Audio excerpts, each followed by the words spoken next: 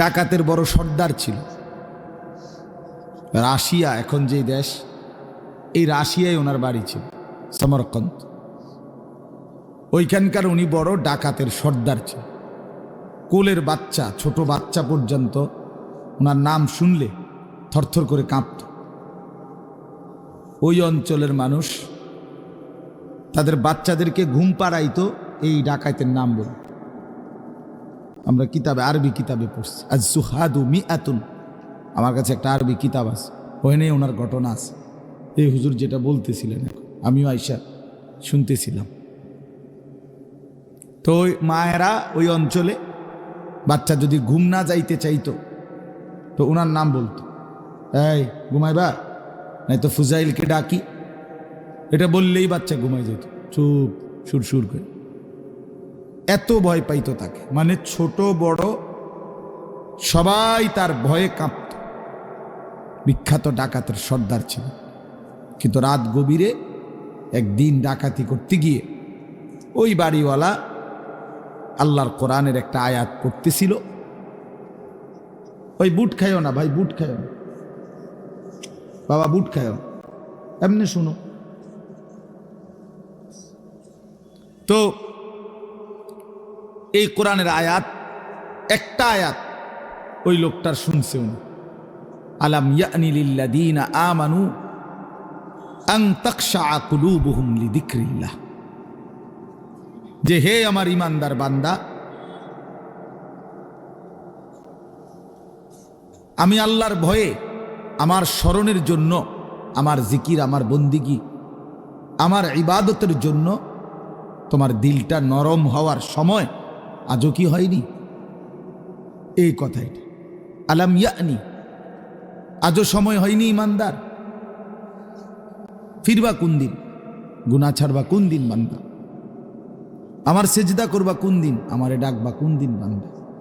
এই কথাইটা বড় দরদ নিয়ে রাত গভীরে, চারিদিকে অন্ধকার,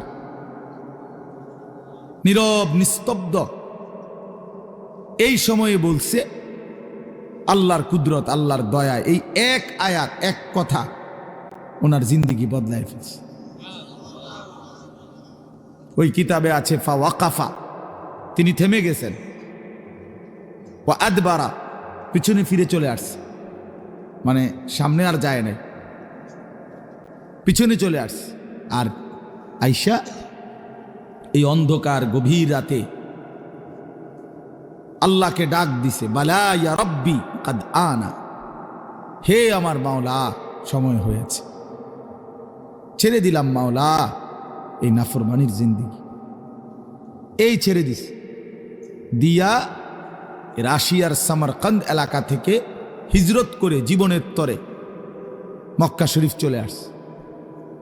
আয়েশা পরবর্তী জীবনটা আল্লাহর ঘর কাবার কাছেই মক্কায় বাকিটা জীবন কাটাইছেন, এবং ওই জামানার সাইয়্যিদুল আউলিয়া, আউলিয়াদের সর্দার হয়েছেন।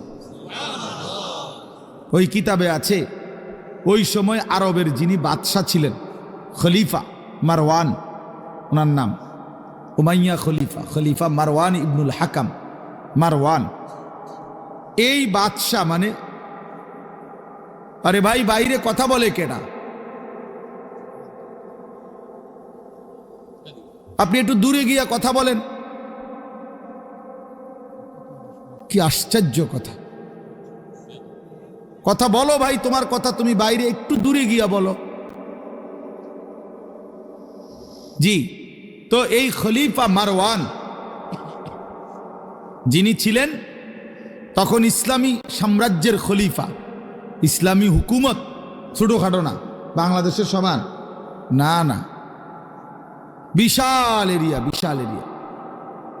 হযরত ওমর রাদিয়াল্লাহু তাআলা আনহুর জামানায় ওমর রাদিয়াল্লাহু তাআলা আনহু অর্ধ পৃথিবীর বাদশা ছিলেন। এটা ধীরে ধীরে বাড়তেই থাকছে, বাড়তেই থাকছে। এত বড় সাম্রাজ্যের যিনি খলিফা ছিলেন, বাদশাহ মারওয়ান, এই উনি আয়েশা, এই ফুজাইল, এই যে ডাকাত, যিনি এখন আল্লাহর ওলি, ওনার কাছে আসতেন দেখা করতে। আইলে ওনার জুতা নিয়া বুকের মধ্যে লাগাইয়া, দুই জুতারে তো এরপরে দাঁড়ায় থাকতেন। ওই কিতাবে আছে। এই বইটা আপনারা ছেলেরা তোমরাও সংগ্রহ করতে পারো, অনেক সুন্দর বই, বাংলা অনুবাদ হয়েছে এই বইটা, দুনিয়া বিমুখ শতমনীষী বইটার নাম।